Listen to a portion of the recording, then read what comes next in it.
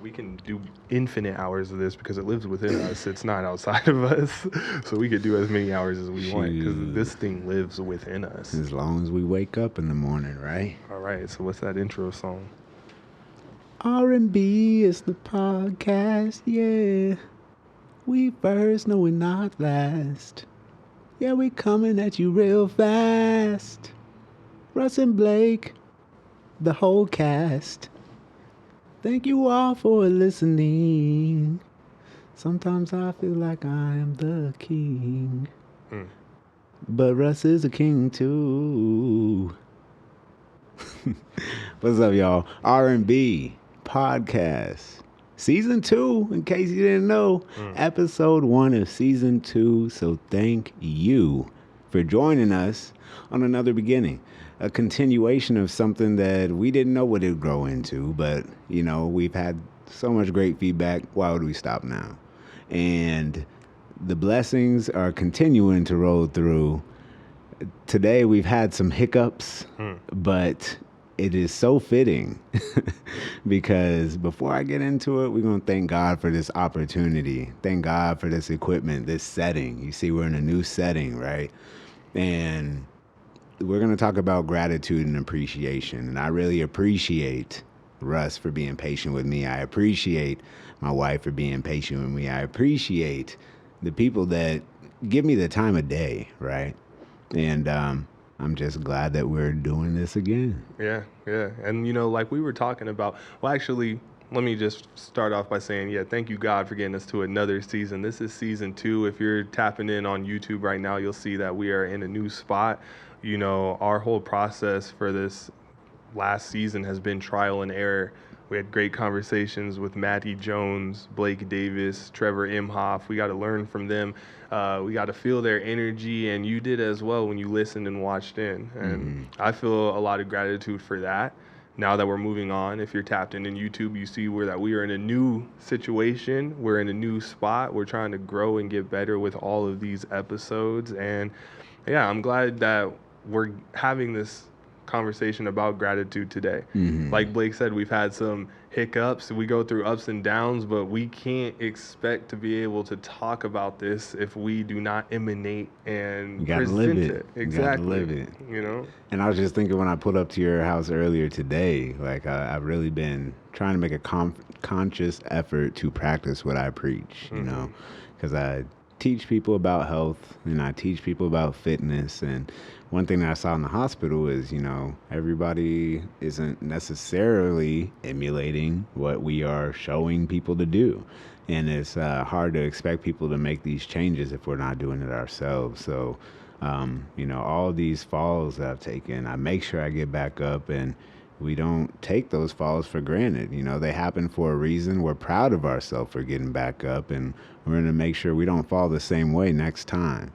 So I think that this year has just been very pivotal as far as my life. You know, Mila's coming up on her first year of life, and there's just been so many changes. And I'm sure you all can imagine it's not all easy, right? Becoming a new father, you know, stepping into a new career, you know, developing your marriage through parenthood. All of those things are certainly challenging, but I'm excited to take them on because there are things that I'm grateful for having. You know, I know that they're going to come with challenges, but I know that a lot of people won't have the opportunity to have any of those experiences that I have. So even the hard times, I remind myself, you know, this right here is beautiful. There's beauty in the struggle, and the fact that I'm getting to have this tension or getting to go through this difficult situation is really a privilege because a lot of other people want this whole situation that I'm in, and that's just a piece of it, right? For sure.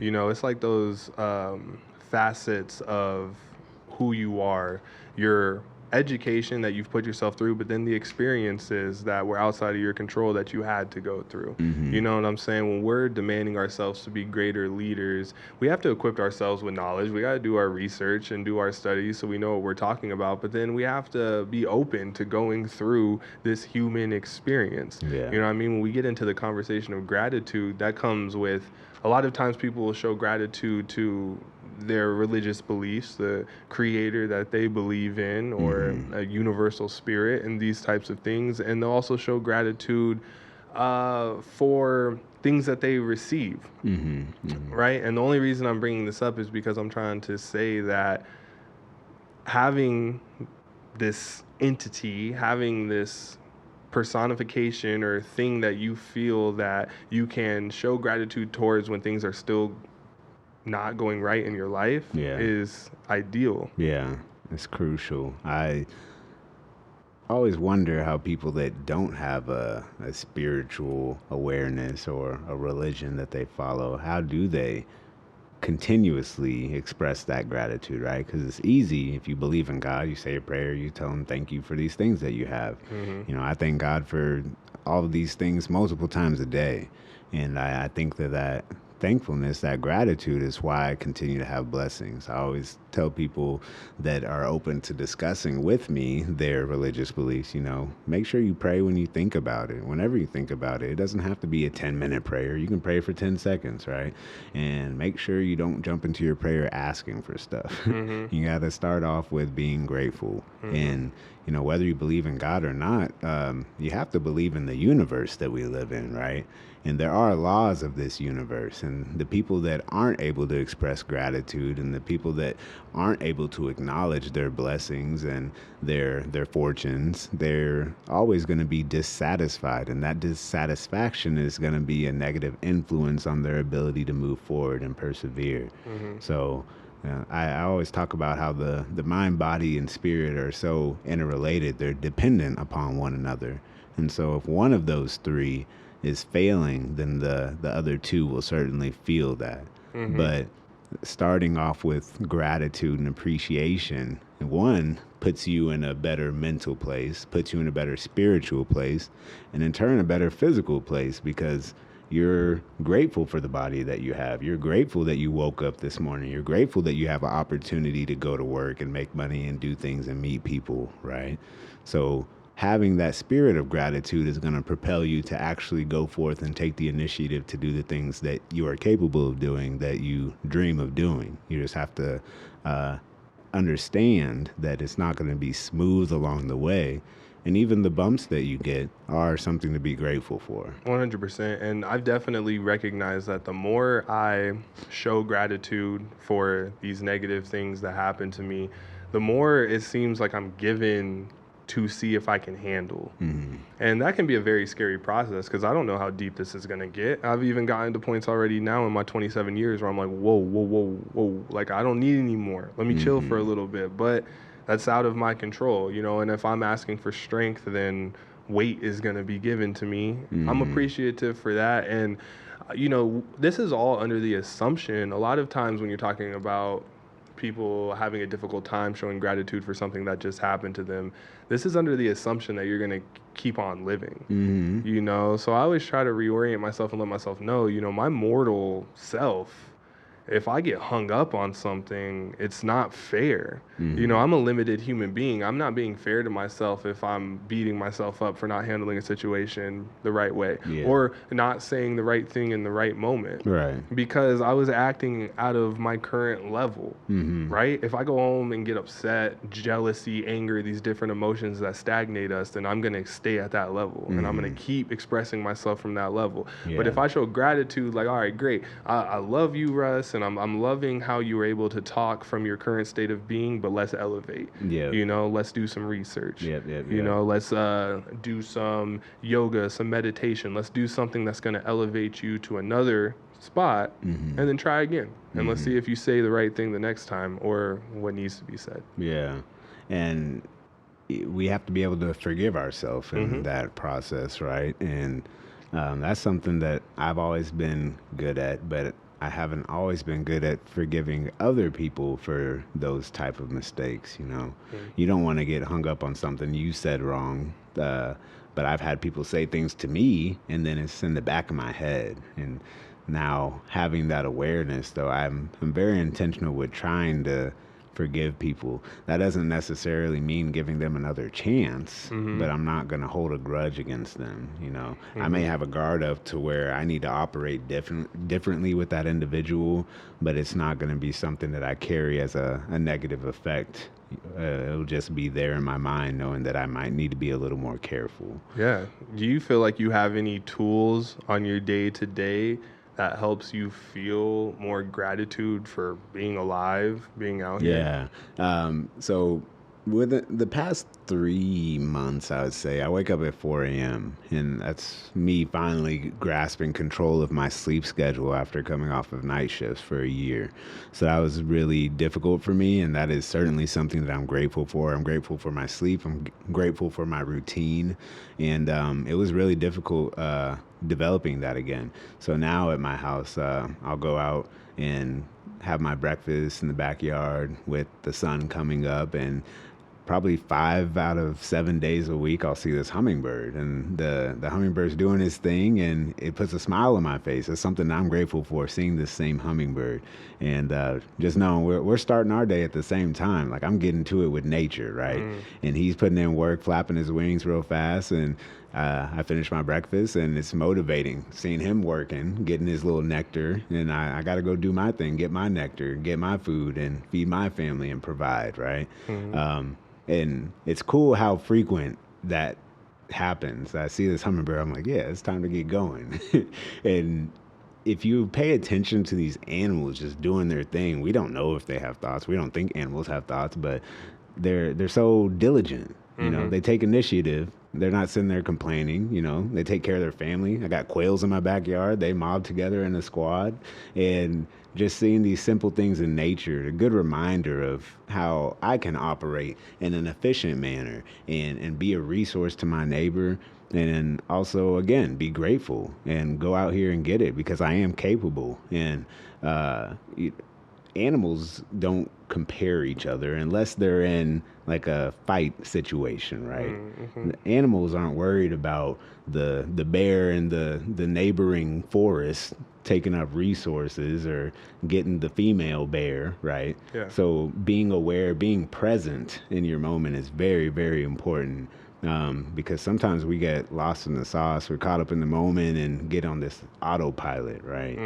And even more so being in touch with nature. Sometimes just driving to work, I need to remind myself, you know, look at these big trees you're driving by. Look at these pink flowers you're driving by. Look at the blue sky. And all of a sudden those colors just seem so much more vibrant, and it's like the scenery is popping out at me all of a sudden. And that's just because you get in this routine to where you're ignoring those things, and even though you're seeing them, you're not really acknowledging them. Yeah.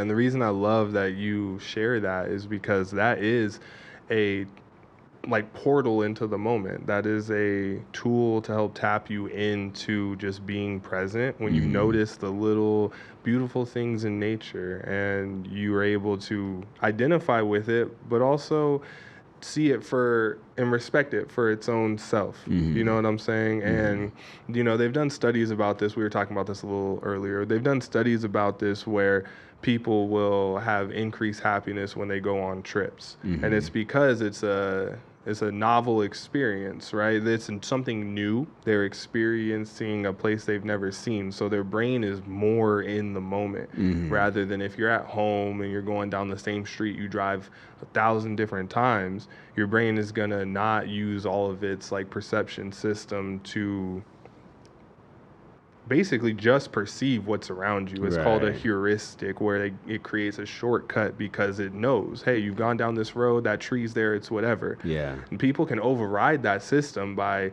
being intentional about their focus, and that brings them back into the moment and almost can have the same happiness levels like it would be if you were on a trip and experiencing things for the first time, because nothing is ever actually what it was yesterday or what it was 2 seconds ago. That's the beauty of our perception and living as a human being, is that we can keep tapping back into this continuous moment that is here for us to live in and nourish ourselves mentally, spiritually. It's a very interesting process, and one thing that I really like to study. I was thinking about this the other day. You know, when people do yoga, say when I do my yoga practice, it's an hour long, but that's could be 8 poses, 9 poses. Those all exist for 4 to 7 minutes. And if you think about it as a chain of movement, it's almost like I was doing a dance almost. Or it's really like you go to one pose and then you move into a different one. But as you're doing that, you're almost communicating with the space around you because you're putting yourself into a shape. Yeah. And the interesting about this is something ancient. It's not shapes that I created. It's shapes that a human being contorted themselves into 4,000 years ago to try to show gratitude and try to replenish their soul and get themselves into the moment. And I was thinking about it like that, and I'm just like, this is amazing. These things that are here for us, these tools that are here for us are beautiful, and that's in the face of anything that could happen to you. Yeah. Yeah, that's a good point that you make. Time is a very interesting concept, and I hear people say they don't like yoga because of how much time you just sit in one pose or how bored they get, you know. And those are people that are not able to be in the moment, you know. And if you speed up that time, like you said, it looks like you're doing a dance, but you're being very intentional with your dance movements. And you're essentially killing like 3 birds with 1 stone, having that mindfulness and stretching and making that muscle to mind connection as well. And I love yoga. You know, I think that people get too caught up on what yoga has to be. You know, it doesn't have to be holding up one pose for 8 minutes, and it doesn't have to be complete silence. It doesn't have to be with music or an instructor, right? These things are dynamic, and you have to find a way to enjoy them, because yoga is certainly beneficial.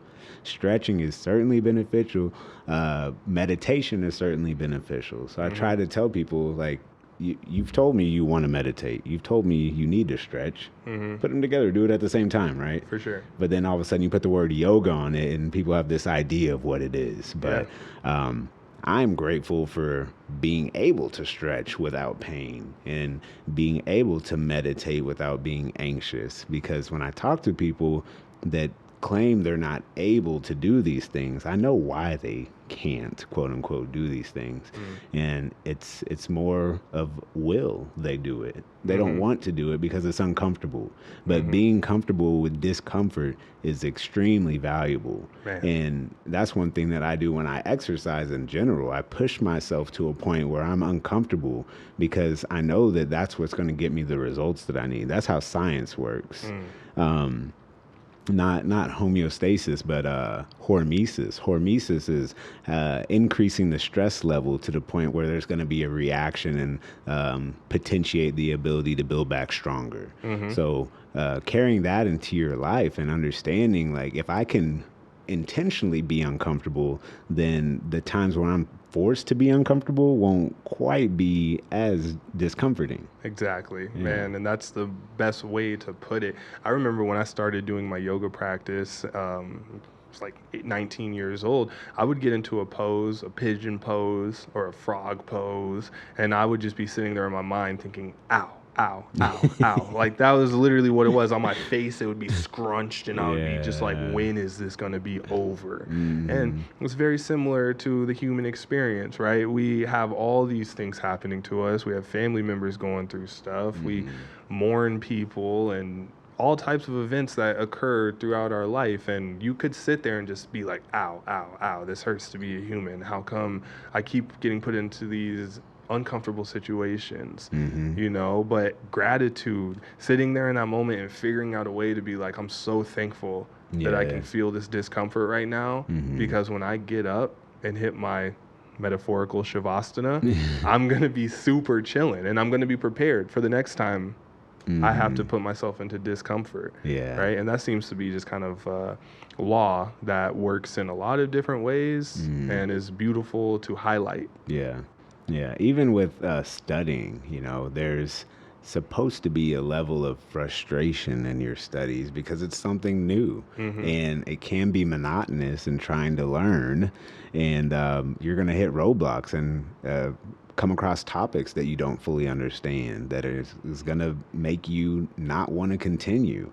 But people gain knowledge from even putting themselves in discomfort and persevering through adversity, just being confident that you are able to learn this, you are able to gain this skill, but you have to trust time, you have to trust the process. And instant gratification is alive and thriving. People love that. And a lot of situations we're given it, so then it becomes an expectation. But in reality, that's not how things are going to work, and that's not how things are going to last. Longevity is going to come with the time that you put into whatever it is you're trying to accomplish. And the more that you're able to be grateful for that journey and grateful for the opportunities to put more time into perfecting your craft, the easier it's going to be to get to the destination. For sure. And this is the conversations that I'll have with students and young athletes. This is the way that you can combat feeling like you're in poverty. I've had this conversation with a lot of people where they will ask me about what I think about poverty. And I always start off by the words that I've been taught. Poverty is a mindset. If you feel like you're at a deficit and that you deserve a deficit, you're going to receive a deficit, right? There are plenty of examples in America of people who have come from lower resource situations. From nothing. But they tapped into the moment. They started attempting to master a skill. You know, they learned to forgive themselves through the ups and downs. They learned to forgive others. And this is where, you know, we talked about religion for a second. This is where some of the key phrases, and we'll take Christianity for an example. Some of the key phrases in Christianity just naturally force you to go there. You know, they have the forgive them, Father, for they know not what they do. And that can be flipped right back to you. Forgive me, for I don't know what I do. Right. And that simple thing that you could be taught very early, you know, my grandma was trying to tell me this stuff when I was little. And I didn't recognize how spiritually powerful it was. Because it's like, whoa, if I just assume they don't necessarily know how they're hurting me right now, that takes it to where I'm not making it personal. Now I can shed that energy and focus on what it is that I want to build. Right. And then I hope everyone listening to this and watching this understands that's certainly easier said than done. And that's with all these things. We're students of life as well. And some of these things that we understand, we're still actively trying to put them into practice, right? And I know that's something that I've struggled with, especially in the hospital setting. You know, here I am putting my life on the line to take care of you. And some of the levels of disrespect. I have a friend who I went to nursing school with. He got spat on last week. You know, he works in the emergency department. Lady was upset about something. And as she's exiting the hospital, spits on him, right? Completely unacceptable. And, you know, he was rightfully so upset about it, but I know him as an individual, and it's not going to be something that makes him shy away from doing his job. It's not going to scare him in his interactions with other people. You have to understand that person simply does not understand. They have a problem. Like, they don't know how to interact with reality at that point. That's certain behaviors that you just have to be above, and it's so difficult to realize that and remember that in the moment. But even the other day, you know, I'm driving with my family. I pass a car and I'm going to come back in the lane, and somebody tried to pull the same maneuver but behind me, you know, and so they're mad that I'm getting back over into the lane. They want to pass me, and then they hit me with a peace sign and flip me off on the way by like I did something wrong. And it just made me smile because I was like, wow, that was really aggressive for no reason, but it didn't change anything about my day. And I told Maddie, I was like, man, 5 years ago, I would have responded way differently in this situation and maybe gotten in trouble over it, you know? But little things like that is not worth it. It's never worth it. And for that person to put themselves in that situation, I'm praying for them that they make better decisions moving forward. But I know I'm not going to be the one to compromise my life over them making bad decisions. Man, and you know, this is why it's so inspiring that we take time out of our day to come and talk and do this podcast, because these are the great examples of how we're going to build real family, real wealth, because you choose to not let other people's negative emotions enter your being, and you choose to keep your freedom and keep working towards what it is that you want. Right. You know what I'm saying? And that's what's inspiring to all real people out here who uh, aren't given all of their blessings, like aren't given the resources and are truly having to build and build and build to create their own metaphorical kingdom. I'm just glad that you said that, because it has a lot to do with gratitude. Being able to, your friend, your coworker who got spat on, to be able to disassociate that woman's choices with his own personal being is huge. Yeah. You know, I've had Yeah. situations like this before with kids who are elevated in crisis situations. And this young boy one time was super mad at me, screaming at me, and he spat on my face and literally hit me in like my forehead. And I'm sitting here like talking to him. I'm knowing he's gone. Like I know he's in crisis mode. I know he's super upset. And this probably made me the most mad I've ever felt at work, but it taught me in that moment. It's like, dude, this has nothing to do with me. Right. This has nothing to do with me. And the more that I'm able to understand that concept, the more I'm able to be professional in everything that I'm doing. Like, it has nothing to do with me. And the more that I want to grow, I have to be able to think that way. And somebody watching this right now is like, no, I'm not going to be a punk. I'm not going to let somebody do that to me. And those are people that are going to continue to fail and continue to be in bad situations, right? But you having that mindset going into it, you'll come across somebody that would spit on someone, but they won't want to because of how you deal with those situations. And a lot of people will encounter something unfortunate like that and continue to put out the same energy that's going to cause it to happen again. And, you know, somebody's listening to this and being like, it doesn't work that way, cause and effect. Like, my actions can't control what they do and they shouldn't get away with it. But I really do believe, not in karma, but in the laws of the universe of the power of energy, whether it's negative or positive. You're going to control what's going to be basically contagion. It's contagious of whatever energy you're putting out into this ether. So if you want your environment to be positive, you yourself need to be positive. But if you're okay with things being negative, then don't control your reactions and, you know, be upset about everything and don't be grateful. You know, just let I won't say Jesus take the wheel because he's not going to let that happen, but let whoever take the wheel and just, I guess, be along for the ride. But you do have the opportunity and the capability to be in control of these situations, you know, because that could have continued to escalate from there. It sounds like it's already a bad situation, but, you know, we talked about on one episode a teacher getting into a fight with a kid, and I know there's a lot of people in this world who cannot contain themselves from fighting someone if they get spat on. For sure. And I understand that. I've never been in a fight myself. I'm not a fighter, but that is certainly something that would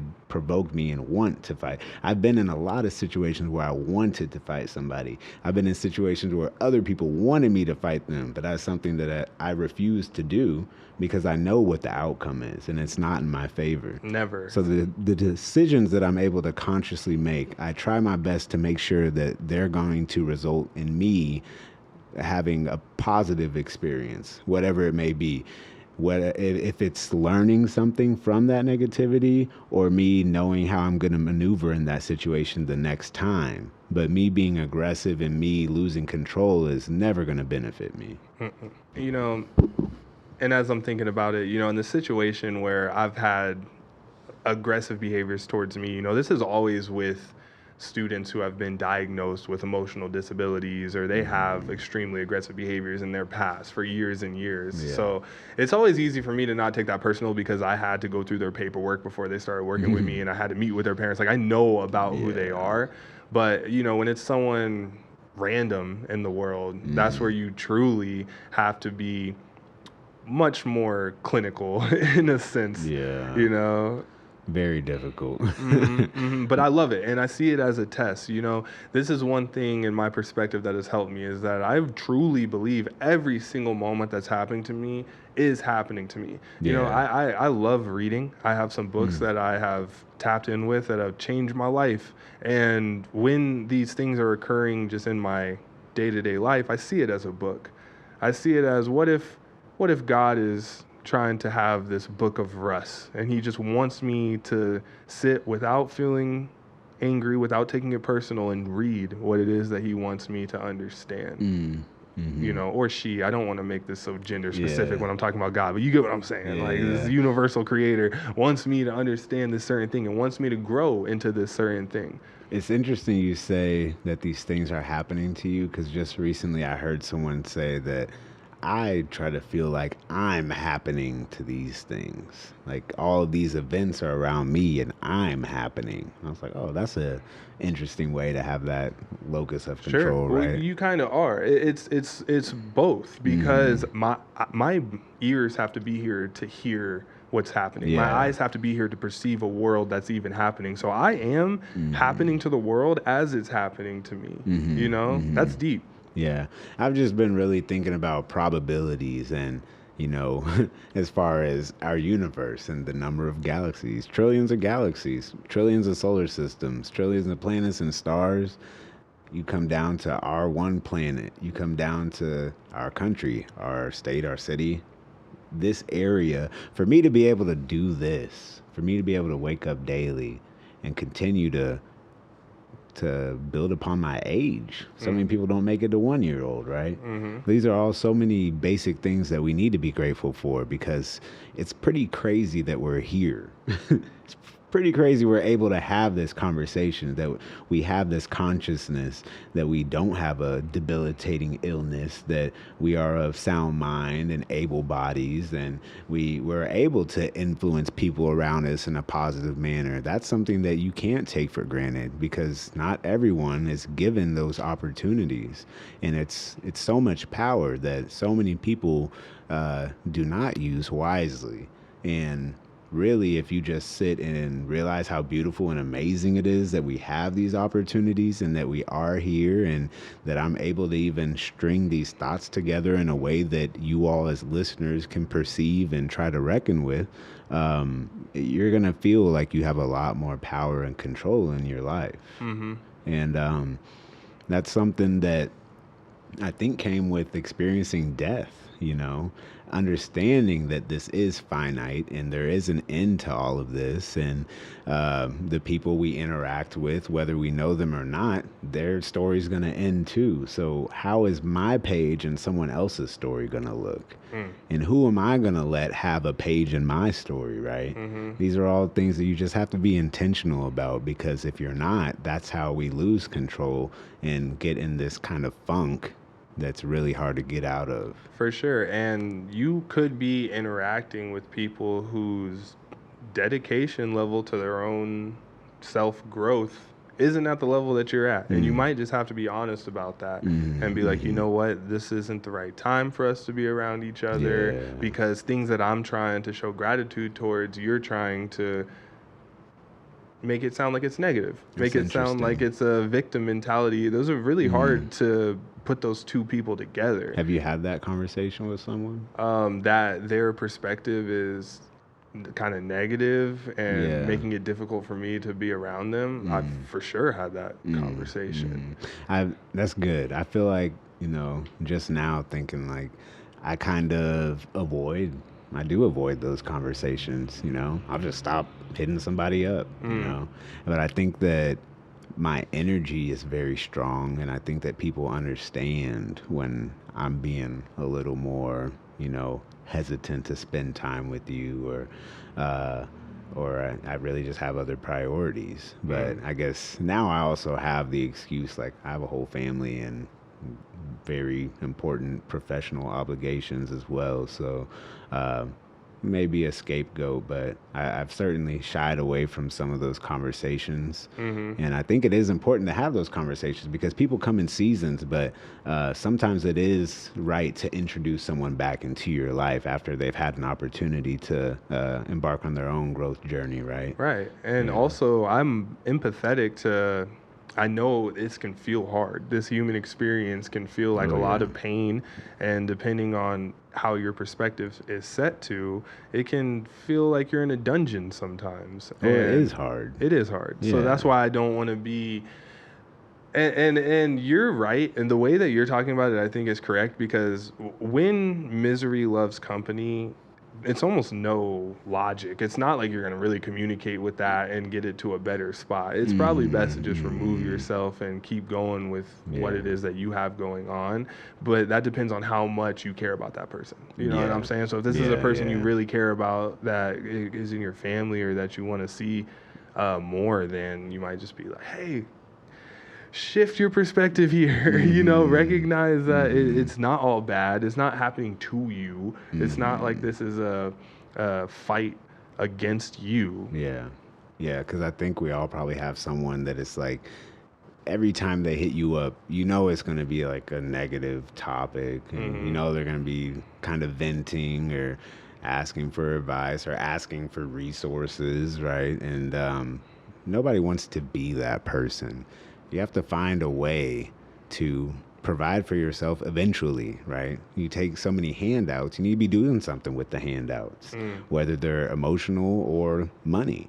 But people get caught in a cycle. It's like they get comfortable from relying on other people. And we should be here as resources for each other, but we also should each have our own desire to be independent and to be a resource for other people as well. But some people like to take and take and take.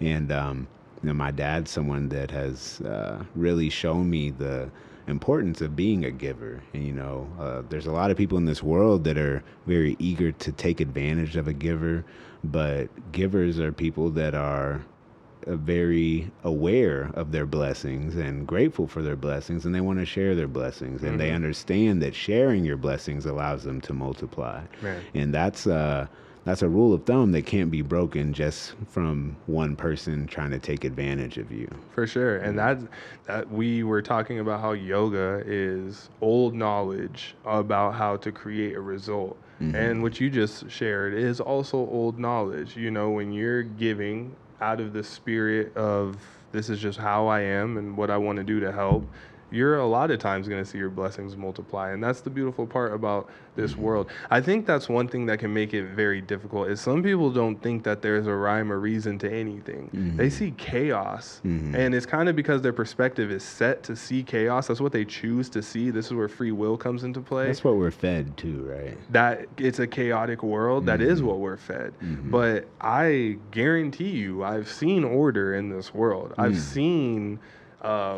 synchronicities, and I've seen things occur where it's like, no way that's a coincidence. No way that's a chaotic coincidence. That was something that I was meant to experience, and that was something that I need to take heed of and reflect upon. These different things that I think really matters. Yeah, people talk about history repeating itself, but the perspective of our current society is only that of which we have now. Nobody from the 1800s has a perspective of what we're experiencing now, and we don't have a perspective of what they experience other than what's in text. And so I think a lot of the differences between now and then are often overlooked.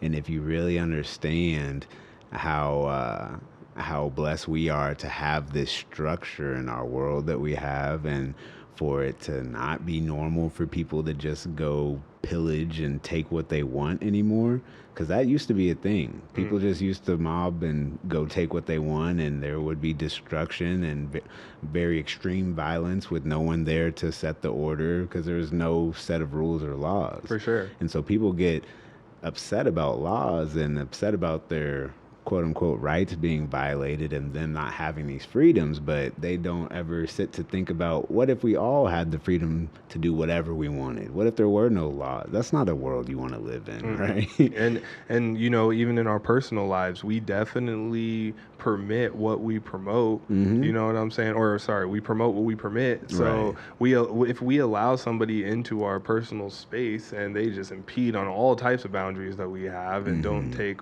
ourselves serious, we are allowing that to happen, and it's only going to create discomfort because you have this idea of who you are and what you'll put up with. And this is where people get into the study of narcissists and these other personalities that want to just stomp on someone who feels like they're caring and loving. This is a topic that I don't know too much about, but a lot of people have been having conversations with me about recently. Narcissism and how a narcissist can enter someone's life and push the boundaries that they have. Oh, yeah. You know, they're very good at that. For sure. Yeah. And if you're not strong in your boundaries, now this is the reason I want to bring this up is because part of being a leader is that you set clear, concise boundaries for you and the people you're leading, and you stay consistent with them. If in your personal life you're not able to do that, you're going to be taken on all types of rides. You know, people are going to use you, and people are going to just, mop you up. Yeah. Yeah, that's definitely true. You have to have... That's not what I meant. What? I meant like people will wipe the floor with you. What's the difference? Well, I don't know. What were you about to say? I was just going to say that that's important to remember, that as a leader, you have to be confident in your methods and your thought processes and your beliefs. But also as a leader, you have to be malleable, you have to be flexible, and be open to new ideas as well. So there's the balance between the two, and you have to know when you're going to let that guard down a little bit to try to let in the new perspective and have that new influence. But certainly as the bearer of the keys to the fortress, you have to make sure that whoever's coming behind those doors understands the agenda that's already in place. Yeah. And like I'm saying, dude, that is well said. And I love that we're trying to develop this as leaders, but this is a key concept on how people are giving up their happiness, giving up their energy, and letting other people in to mix with it, you know? Yeah, you have to be a decision maker as a leader. A lot of people don't like making decisions. Making decisions is not easy. Making decisions for other people is even more difficult, because then when the decision goes wrong, you have to take the blame. But at the same time, when the decision goes right, you get to have the glory. So people that are leaders are often a little more risk averse, I would say. I just recently had a conversation with my dad about risk management, risk to reward ratios, and there's different opportunities in life that require different levels of risk, and the people that are able to calculate those risks and take them when they're appropriate are always going to have the larger reward. But at the same time, leave yourself a little bit vulnerable in those cases as well. So you have to be prepared if you are someone that wants to take on those risks, whether it be professionally, romantically, financially. Those concepts are kind of translate equally across whatever scenario you may be in. So me personally, I think that I've mentioned this multiple times. Finances is so significant for all of us, whether we want it to be or not. So some of these strategies that I develop as far as my communication and my professionalism and even my relationships with people that I love, I try to bring them over into my financial life, not in a way that is going to have that emotional piece, which I am prideful of having in my other interactions, but just in the way that I use my discernment to make decisions and be strong and steadfast in the things that I do to decide to do with the resources that I have. Yeah. And that's why this topic of gratitude permeates through all these different areas, because if you are in investing, we talked about investing a little on our last podcast with Trevor. If you're in investing and you wake up one morning and you see you're down 20% in your investments as a whole, you could be put in a very dark place. You could be thinking, oh man, I made the bad choices, I went the wrong way, I went all these different things. And obviously we know this, a lot of the great investors see that as the best opportunity to buy, right? Warren Buffett says that. Man, it's the best opportunity to go back in. Oh man, today's a bleak day, rain has occurred. That's the best opportunity to grow something, plant something, put something in the ground, because a lot of people are going to be going inside, they're going to be using a substance, they're going to be sad, they're going to be having negative self-talk, they're going to take themselves out of the game. You know what I'm saying? And that's the perfect opportunity to play. Yeah, it's interesting how one negative event can feel like several. We start attributing that negativity to other things that are happening and focusing on certain details that we wouldn't focus on otherwise. And that's when you're not healed, right? Yeah. That's when someone's not healed. When one thing triggers a line of things that you've been festering about, that's a key indicator that you've not chosen to heal. You didn't deal with that happened in the past, so it still keeps creeping up on you, and it's not allowing you to be in the moment. For sure. That's when you get that, whoa, that wasn't a huge deal. Why did that make you so upset? Well, because I was upset about the last 10 things that have happened to me, and I haven't had a chance to express it. And this is where sometimes being an empath can be weird, because someone could be like, I haven't had a chance to express it, and for some reason you're listening to me so well that I'm about to vomit this all onto you. You know what I'm saying? And that's cool too, because in my life I'm kind of like, well, anyway, I can help somebody exercise their feelings. I'm gonna feel like I'm walking in my purpose. I tell Maddie all the time, I'm like, why do people love talking to me? Sometimes I go out and I'm like, okay, I just want to do my thing, make this a quick trip, but I always get caught in a conversation. I don't know how to stop conversations. I'm automatically interested. I'm like, oh, this person's sharing these things with me. I start asking questions. They're giving me information. All of a sudden, like 20 minutes go by and I'm like, dang, I'm never going to talk to that person again. But I think they got something out of that, right? Yeah. And those are the people that, one, having that presence, it will certainly translate into your professional life and your relationships. But two, that's a skill that you're building upon. The ability to listen, the ability to absorb information and offer something for someone, for them to see the value in you as an individual and want to tell you these things that obviously they needed to tell somebody, but nobody in their personal life is clearly there for them to be able to share those thoughts or concerns. And that's a kind of lonely thought to me, you know, when people confide in me as a stranger and they want to talk to me. I'm like, oh, this person needs this. Yes. You know, I have plenty of people I'm comfortable calling up and talking about my problems with, but I wouldn't choose to be at Costco and have certain conversations that people choose to have with me, or at the car wash, or all these other places that I seem to draw people's attention enough and gain their trust somehow. I don't know if it's because I'm a nurse and I just have this aura. I don't know if it's because I was born this way or whatever it is, but it's something that's just been so consistent in my life over the past few years that I just kind of expected at this point. And it's given me the opportunity to not be nervous in my interactions with strangers. You know, some people might trigger you based off how they look, or maybe even something that they're doing. But I'm very aware of my surroundings, and I'm big on safety of myself. But I've had conversations with, you know, schizophrenics, homeless people that may look dangerous, but they need someone to talk to. So I make sure that I do it safely, but I also know that I have this presence that is opportunistic for people to kind of vent and get something out of a simple conversation that they wouldn't have had the opportunity to do otherwise. Yeah, and I believe that that's definitely a talent that's been given to you that, you know, you should appreciate, and I appreciate it myself, because like I'm saying, when I feel like somebody is able to communicate with me this way, in the growing age of mental health crisis, right? We have artificial intelligence, and we have all these things that are, people need empathy, and empathy is leaving. So when I'm able to have that human moment with someone and connect with them, it usually just makes me feel like I'm walking in my purpose, and I love it.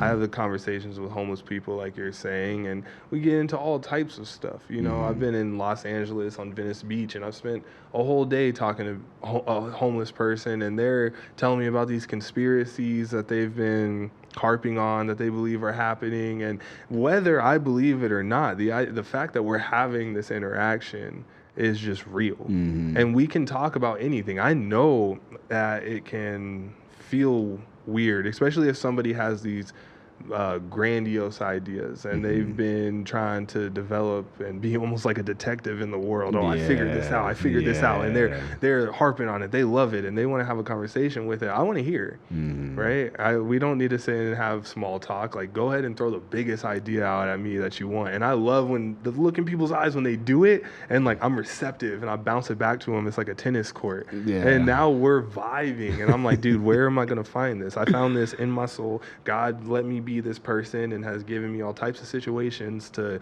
chisel me into this person that can now have this conversation. You know what I'm saying? Yeah, and other people don't give them the opportunity to say those things because they're afraid. They're afraid of the personality that they're seeing, and there is a fear of the unknown. And when someone's unpredictable, yeah, you should maybe be a little bit on edge, I suppose. But we all deserve opportunities, and I've seen very normal looking people do some awful things. So sometimes we need to put our judgment aside and actually share some words before we pass any judgment, right? No, there it is for sure. But yeah, I really just want to invite people to start very intentionally appreciating the simple things in your life. When you wake up in the morning, wow, I'm glad I woke up. You get in the shower, thank God for this warm water that I have. You know, you're driving to work, thank God that I made it to work okay. And if you don't believe in God, say, I'm glad that this happened, right? Yeah. Just expressing that gratitude can be so powerful. It kind of takes a weight off your shoulder, especially if you say it out loud.